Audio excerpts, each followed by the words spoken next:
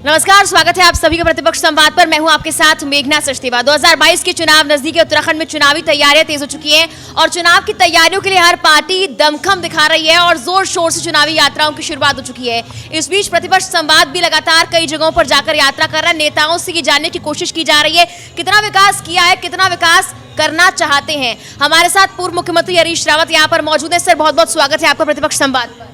बहुत धन्यवाद। सर, अभी फिलहाल मंच पर आप यहाँ पर पदयात्रा करने के दौरान बहुत कुछ कहते हुए नजर आए। उसमें सबसे बड़ी बात आपने कही कि उत्तराखंड में सबसे ज्यादा बेरोजगारी है। सर, आपकी भी सरकार यहाँ पर रही है, बीजेपी ने जो किया उस पर आप आरोप प्रत्यारोप कर रहे हैं, लेकिन आपकी सरकार में क्या हुआ? देखिए, जिस समय मैंने सत्ता की बागडोर संभाली थी उस समय राज्य में बेरोजगारी की वार्षिक विकास दर, वार्षिक वृद्धि दर जो है वो 7.5% थी। और जब मैं मुख्यमंत्री बना तो उसके बाद 3 साल में हमने रोजगार मूलक कई योजनाएं प्रारंभ की, सरकारी विभागों में रिक्त पदों को भरा और उसका परिणाम था कि 2017 के चुनाव परिणाम आते वक्त तक जो है जो बेरोजगारी की वार्षिक वृद्धि दर थी वो घट करके 1.05% पर आ गई थी, जो सारे देश के अंदर उस समय न्यूनतम बेरोजगारी थी। तो इसका मतलब है हमने सर्वाधिक लोगों को रोज़गार देने का काम किया। जिनको रोज़गार नहीं दे पाए बेरोजगारी भत्ता दिया और आगे के लिए लाइनबद्ध कर दिया हमने 18,000 पदों का अध्याचन, जिसका लाभ भाजपा की सरकार नहीं उठा पाई। आज फिर राज्य में बेरोजगारी की वार्षिक वृद्धि दर जो है वो 7% से ऊपर पहुंच गई है। तो हम सर, ये आपने कहा बैक टू स्क्वायर हो गए हैं। इसलिए हमने तय किया है कि सत्ता में आएंगे पहले साल के अंदर ही रिक्त पड़े हुए पदों को भरेंगे सरकारी विभागों में और हर साल 10% नए पद सृजित हो सके, इसके लिए विकास का ढांचा, निर्माण का ढांचा प्रारंभ करेंगे। और हमने ये भी तय किया है जिनको हम रोजगार नहीं दे सकेंगे उनको न्याय योजना के तहत जो है बेरोजगारी भत्ता देंगे। सर, ये तो बात होगी कि आपने जो विकास का सपना देखा है कि इतना इतना आप करेंगे, लेकिन पहाड़ी राज्य और कांग्रेस की सरकार काफी वक्त यहाँ पर रही है और ऐसा ही होता है लगभग यहाँ पर कि एक बार बीजेपी की सरकार, एक बार कांग्रेस की सरकार। तो आपने कितना विकास किया है पहाड़ी राज्य में, कांग्रेस ने कितना विकास? हर तरीके से कांग्रेस ने विकास के मापदंडों को ऊंचा उठाने का काम किया, आगे बढ़ाने का काम किया। औद्योगिकरण शून्य राज्य में औद्योगिकरण कांग्रेस के समय में हुआ, ढांचागत विकास सब कांग्रेस के समय में हुआ। जिस राज्य में न्यूनतम औसत था सड़कों का, वहाँ जब मैंने सत्ता सौंपी भाजपा को तो उस समय तक अधिकतम पर्वतीय राज्यों में सर्वाधिक घनत्व सड़कों का उत्तराखंड के अंदर था।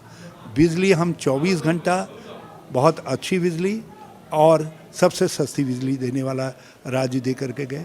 पर कैपिटा इनकम जब मैं मुख्यमंत्री बना था 73,000 रुपया वार्षिक थी और वो वार्षिक वृद्धि दर हमने इतनी तेज़ी से बढ़ाई कि 2016 में वो वृद्धि दर 1,75,000 रुपया जो है वार्षिक औसत आय लोगों की पहुंच गई। तो प्रति व्यक्ति औसत आय बढ़ी। हमने राज्य के कुल राजस्व की विकास वृद्धि दर को दूसरे नंबर पर पहुंचा दिया हिंदुस्तान के अंदर, वो भी इससे ही हमको जाता है। हमने जननी शिशु मृत्यु दर को घटा करके न्यूनतम पर लेकर के आए।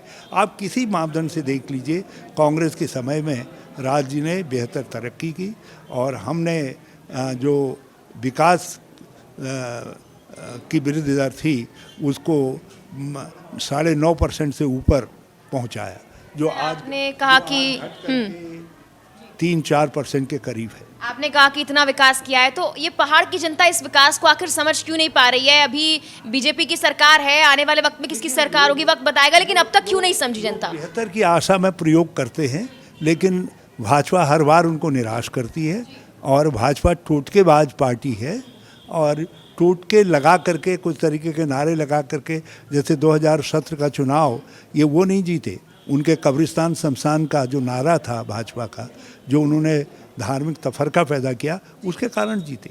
सर, आपको लगता है कि जनता इतनी नासमझ है कि वो टोटका और इन नारों से वो मान जाएगी? और आप जो कह रहे हैं कि बेहतर की संभावनाओं को देखते हुए प्रयोग जनता करती है, बेहतर तभी खोज जाता है जब विकल्प देखा जाता है। जनता इतनी बुद्धिमान है कि उन्होंने भाजपा के इस नारे की पोल खोल दी है।